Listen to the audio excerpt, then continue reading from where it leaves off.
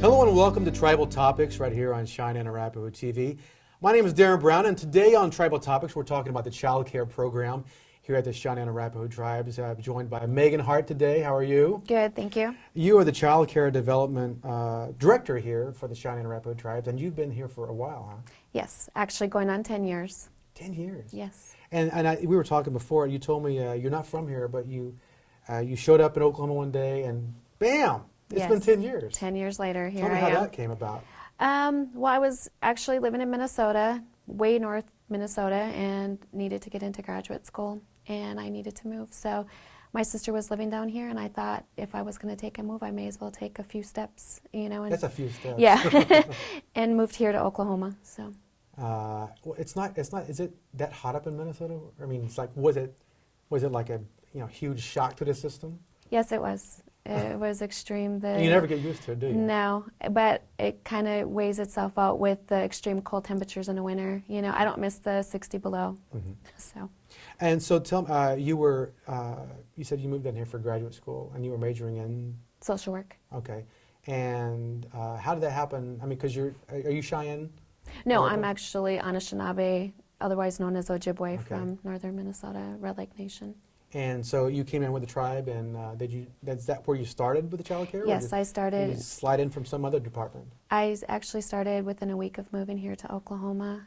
Kind of fell into my lap, and I wasn't sure if I wanted, what my interest was in childcare at the time. And within the first month of having to work on the plan for our grant period for this program, I really became vested. Started really connecting with the staff and the children that were receiving services. I came actually from a substance abuse background, which is where my field of preference was at the time. And so when I got into actually working in childcare, it actually opened up a whole new career path for me, and I've loved it ever since. It's very enjoyable and rewarding to work in the field of childcare. I was going to say, I mean, 10 years, obviously, it's all in perspective, I mean, Yeah. the older you get, the shorter the time it is, but to do something for that long, you have to have, and like I said, I know it's, working with children and something like that, it's not easy. So it's a thing where you really have to have a passion for it. Yes, and within this field, I mean, it is one of the toughest and hardest working, because we are actually responsible for very serious business. I mean, we are actually in the process of working with, a lot of times from that 0 to 5 years of age, development for children. We are with the children a lot of times way more hours during the day than maybe mom and dad are, grandma or grandpa. So our time with them is actually so precious that we really take it serious. We love our jobs. We love, what we do. A lot of times when we first came in, it was actually clarifying the fact that we are not babysitters. I don't call any of my teachers, you're a babysitter. They are actually teachers. And they take it to heart. A lot of times, they don't understand that our teachers are highly qualified. We have the credentials, we have mastery certificates, we have CDAs, we have associate degrees, and on up. So it's very, very fulfilling. We are required for our teaching staff to, attain a certain amount of training per year. So it's always ongoing. We're learning just as much as the kids are learning. So it's very fulfilling for us here. I'm glad you brought that up about the training, because I would never dare call someone in child care a babysitter, but I think there are so many home child care places, and I mean between a professional and the home child care. I mean there's just so many in between. I think a lot of times people would assume that they are glorified babysitters, and I'm glad you said that. There's a lot of training involved.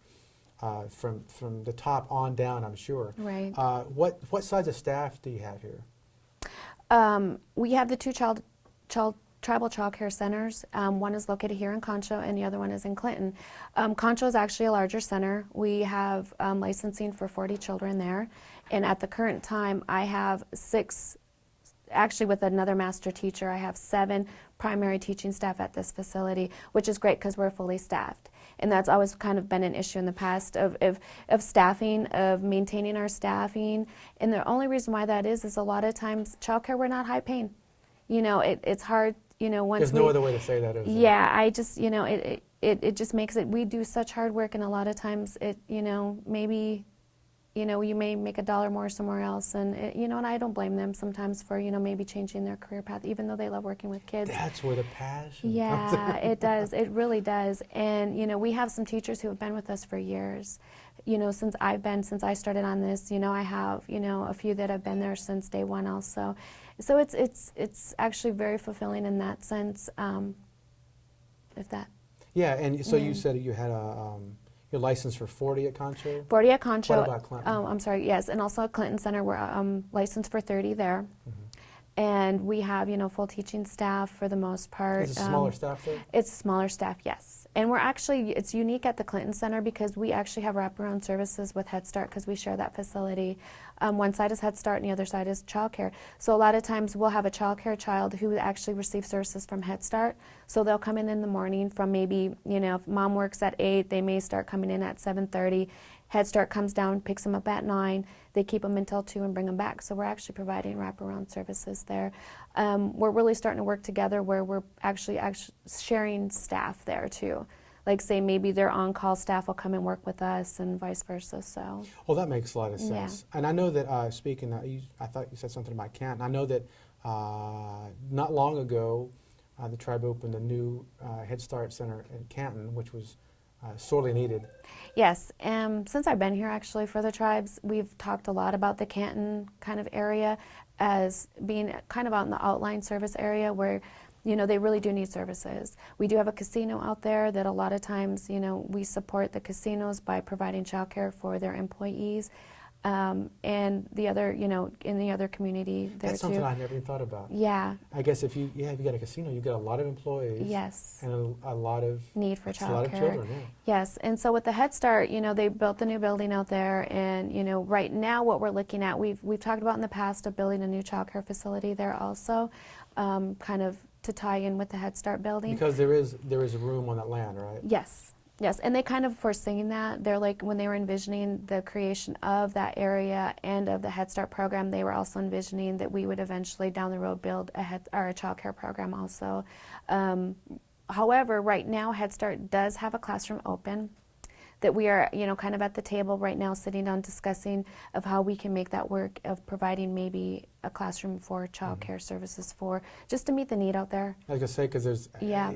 I guess you could say that there's probably a need for one in every community. Yes. Every community There that is. we serve, but that's just not possible. Yeah, and it makes it hard because we cover 11 counties, and in 11 counties we have 2 counties that actually have childcare centers, and that's Canadian here for Concho and Custer for the Clinton area.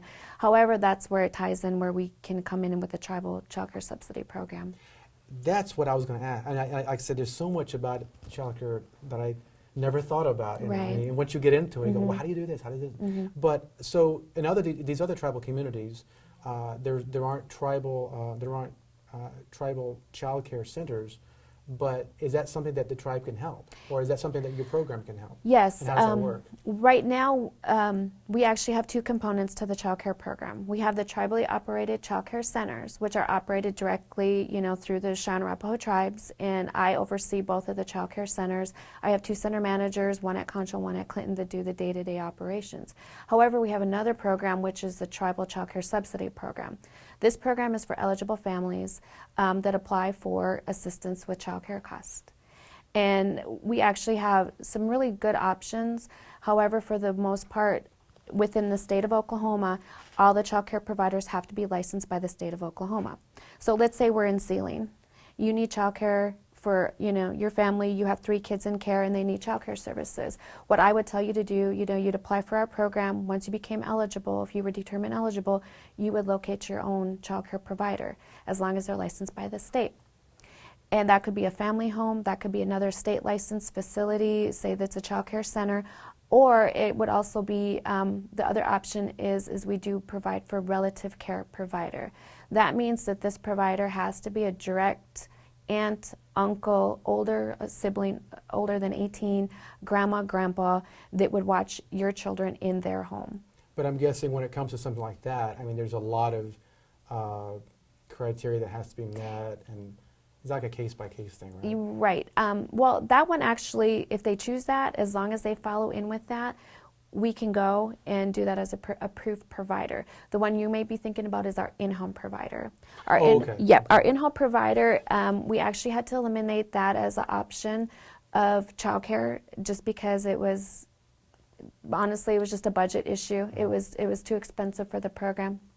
However, case by case, if the child is in protective services, which can be anything from having a severe disability to being in foster care, it could be just it might be an infant that there is no other child care facility in that area that can accept right now, or maybe it's a casino employee that's working overnight and they have no other option for child care.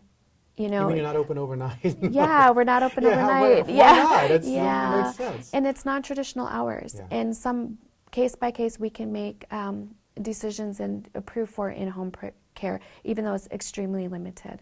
That's where a lot of times it helps to have the relative care provider, because that is a direct, relative to that child, and it makes it a little bit more affordable for families. And actually, it works for maybe their, what do you want to call it? Their schedules. Oh, thank you. What are tribal members eligible for? I mean, I think some folks might assume that if you were an enrolled tribal member, then you get free child care. And I know it's just not that simple. There's probably some sort of criteria, and it's probably not free, am I right? It depends. For the most part, we are federally funded, so we have to actually follow our federal requirements for eligibility. And those are based on a few criteria, which is, number one, the child must be enrolled in a federally recognized tribe. And to clarify, you're saying the child has to be enrolled, The child not has, just the parent. Not just the parent. It actually has to be the child. We also go on income-based, so you have to fall in within the income guidelines, which we base that sliding fee scale on the federal poverty levels. So it depends on how much you make, how many are in your household, and where you fall within the federal poverty guidelines. The only time it would probably be free without a co-payment is if you are at or below poverty level, and depending upon a number of children and family members counted for that sliding fee scale. The other is that either or you have to be working in a training program or employed and in school, excuse me.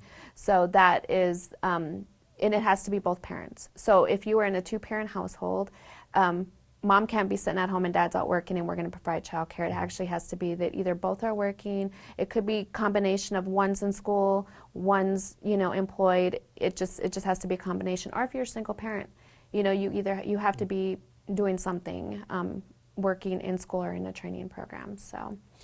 Do you have and off the top of your head, I'm sorry if I didn't ask earlier, but is there a percentage of how many kids are taking, how many families are taking advantage of this type thing? Percent-wise, I can't pull that off my top of my head. I realize there's a need. There's definitely a need. The thing that happens in the past is a lot of times we get to a point where we are taking a waiting list for this program. So word gets out that, maybe they don't have funding right now, and then it kind of gets to us to where we don't have people on the program and we're out recruiting and searching and letting them know, hey, we're here, we can provide childcare, because the state has the same exact program. And in the past, we've actually had to refer families to the state. And we're like, okay, well, you please go to the state first, and if they can't help you, we can help you here on the tribal. Because tribal members are actually dually eligible for both programs. I bet a lot of people didn't know that. Yes. And a lot of times, we actually are we've changed up our requirements. Let's say a family goes and applies with the state. State tells them you're over income. You're not eligible for our program here. But that doesn't necessarily mean that they're not eligible on this end. Because what we do is we do an incentive. We look at your income. State looks at gross. We look at your net. So we actually start basing that monthly income off your net. And then on top of that, if you are employed and working, we take a $200 tax credit. Basically, it's like kind of an incentive off of that total amount. So if both parents are working, that would mean $400 off your net income for the month, if that makes sense. It makes it affordable. I should be writing all this down. It makes it. I did bring a pen. Yeah, it does. It definitely makes it more affordable for tribal families that may be on that. Sometimes that gap. Yeah. You're eligible for child care, then all of a sudden you may get a little raise or somebody goes to work and then just like that you're dropped And off. I think, oh no. It's a cliff effect. You know, Exactly. you're completely dropped off. Well, with the tribe, you know, the way we did our sliding fee scale, it's gradual. You know, it's increments where, okay, well, maybe this year I got a raise and, you know, well, you know, I'm eligible still, but I still don't have the full cost of childcare. Because what we want is we want these families to have their children in quality placement. We want them in quality childcare centers. We want them in homes where their health and safety requirements are at top level, where we're knowing that these children are being provided for in healthy and safe environments. So really what we're trying to do within the childcare program is ensuring that we're providing a healthy, safe environment for the children we're providing services for. There is a lot more to talk about childcare, and we will get to that when we come back right here on Tribal Topics.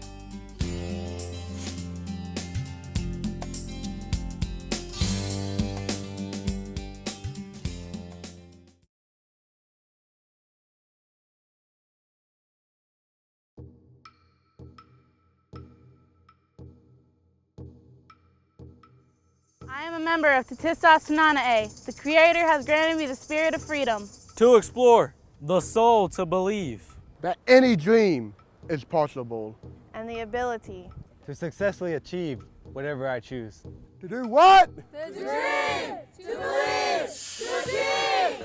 I will uphold the pride, the honor, the culture, and traditions of my ancestors.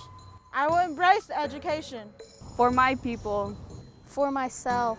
I will do it. I will graduate. What are you gonna do? I will dream. I will lead. I will achieve. Life isn't always easy. It can be a real struggle. There's so many roadblocks. So many bad situations. Sometimes it doesn't seem fair. Temptations come from every direction. Peer pressure. Be like everyone else. Substance abuse. And worse. But I will be strong. What are we gonna do? Watch me dream, watch me believe, watch me achieve. I'll nourish my mind, my body, and my soul with all that is good. I will respect all that surrounds me. I'm proud to be Cheyenne. I'm proud to be Arapaho. Free to do what?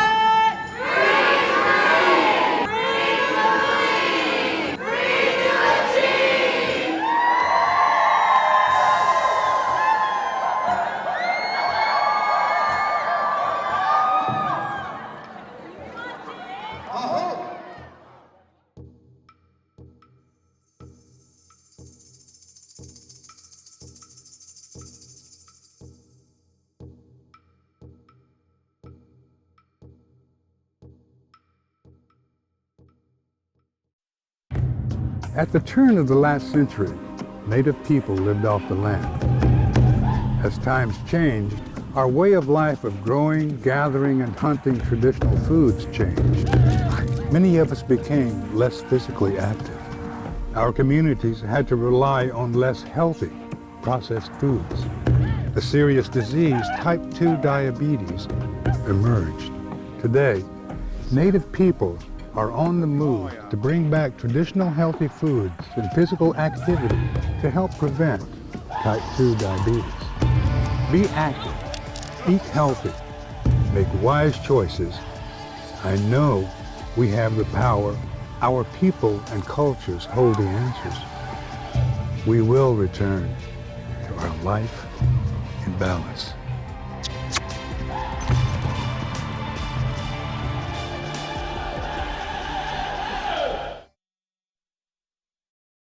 In high school, all you would hear about is how high someone is or how drunk people are. You're trying to stay strong, but it's hard. It became a lot easier for me just to give in, and so I did. I lost a lot of friends, and I didn't like who I was becoming.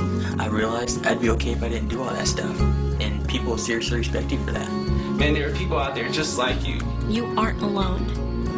And every voice matters.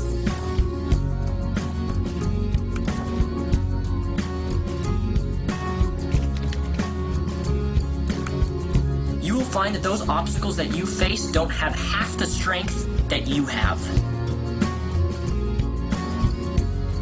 There's so much more to life. I've been able to follow the path that's in front of me, and it's been pretty great.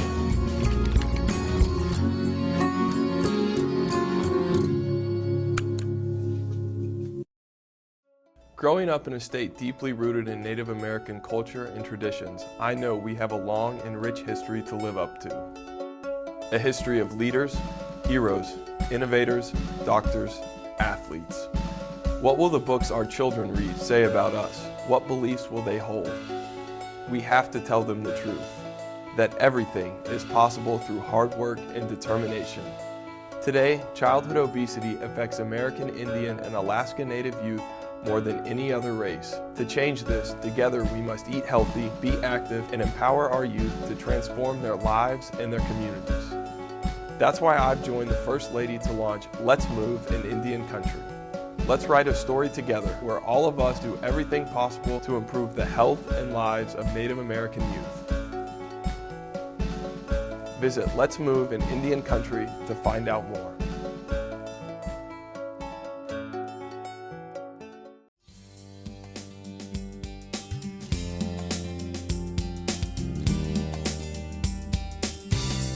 Welcome back to Tribal Topics here on Cheyenne and Arapaho TV. I'm Darren Brown, and I'm with Megan Hart, your Child Care Program Director here for the tribe.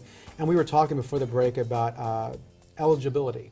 And I guess a lot of things, what we're trying to get across is, if a lot of people think, well, we're not eligible. Well, you don't know unless you apply. Right. Pretty much, is that right? Yes. And I would say probably 9 out of 10 people who actually do apply for the program are going to be eligible. That is a great percentage. Yes, yes. You know, and it's basically falling in line with, like I said, the eligibility of income-based. You're working, you're in school, you're in a training program, and you live within a service area, and your child is federally enrolled. One way we can kind of work around sometimes if someone has a newborn, they're like, okay, well, I haven't got all the paperwork, I haven't processed through, my child's not enrolled yet, what do we do? We actually can look at pending enrollment too, so that's another thing that sometimes is a barrier for people to apply to. So, and when we talk about these programs, I know that a large chunk of your budget comes is federal money. Yes. And then there's tribal subsidy that kicks in, I guess, somehow fill in the gaps. I'm not sure exactly how it works. It supplements us. Yeah, like yeah. It's we are supplemented by our gaming revenue through the Cheyenne and Arapaho tribes, which is awesome. I mean, we wouldn't be able to function without it, and we greatly use it and need it, and spend it all up. So sure, it's spending all. When we talk about funding, I mean, and we talk about federal money, with. I mean, every year there are cuts here and there. Yes. But this latest thing that. Everyone throws the word sequestration, which I don't even barely pronounce that. But right. I mean, there are cuts coming probably that we know. I mean, and we don't know about. I mean, right. I guess is that something you deal with every year when you put this budget together? We do across the board since I've been with the program, and it has nothing to do with our program performance or anything across the nation. I think people need to know that it yes. has nothing to do with performance. It has nothing to do with performance. Across the nation, we are actually one of the programs that receives a reduction in funding. It's whatever is allocated, from up top, from the federal level. Once that comes down, and it's based on our child counts per tribe as to what, that amount is going to be of funding. And so, I think over time I've lost, it's 1,000 here, 1,000 there, if not more. Which more. doesn't sound like much. It doesn't sound like much, but over time, it definitely. If it all came at one time. Yes, yes, and then with the new things, the cuts that are coming here in the in the future, we are looking at where are we going to come up with the money that we're going to be missing out of this year's funding because of the sequestration. So. CSEQ, no. Sequestration. The thing is, we talked about performance. Earlier we were talking about the ratings. There's 3 possible, right? Yes. And you guys are a 2-star? 2-star facilities. Talk to me, I know there's probably, that's a whole show, but just kind of give me, if you can quickly explain to people what that is. The tribe, we've decided that we are going to follow and comply with state licensing requirements. And because we comply with state licensing requirements, we are actually at a higher level quality because we are determined a 2-star facility. That means that we have reached and attained all the requirements for that status. So each of our facilities, we have to have certain things in place. We have to have certain training. We have to have a correct number of staffing. that provide quality child care services.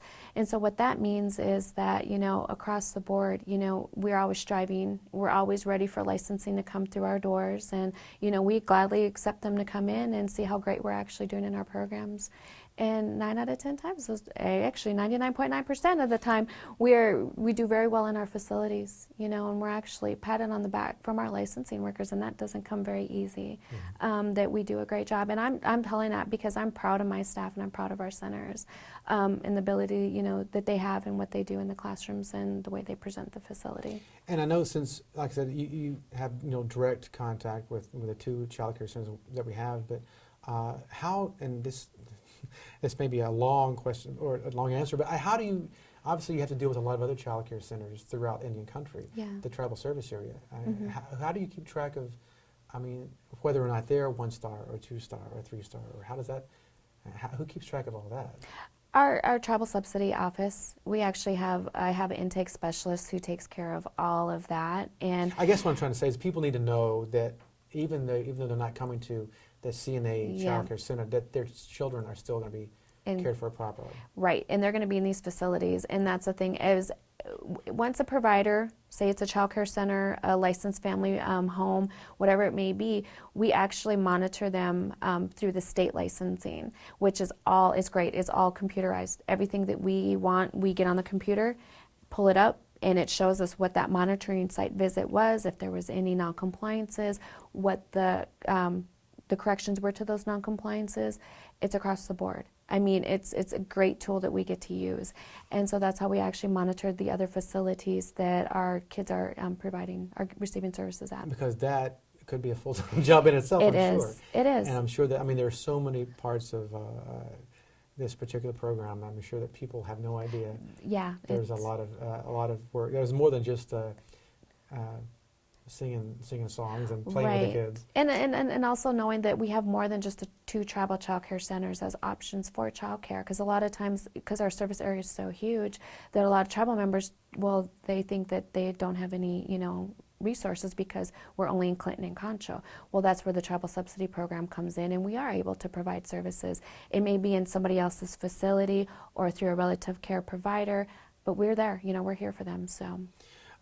Okay, in case someone's watching who is a new parent, or for whatever reason they have not been using your program, and they have no idea how to get started, what do they do? Who do they call? How do they get started? Well, we're available obviously through the tribes. You can contact us at 405-422-7694. We're on the tribal website, which is the c-a-tribes.org, and we also have our applications online there. Call any of our offices. If it's need be, we can actually even drive an application to your house. We're very accommodating. Full service? Full service. Wow. Full service. You can fax it, email it, snail mail, whatever option is easiest for you, we make accommodations for. So. Well, Megan, we could probably talk another half hour or so about time. Yes. I know you could easily. Yeah. I maybe could keep up, I don't know. But thank you so much for being here. Thank you. And that does it for this edition of Tribal Topics. We will see you next time right here on Cheyenne and Arapaho Topics.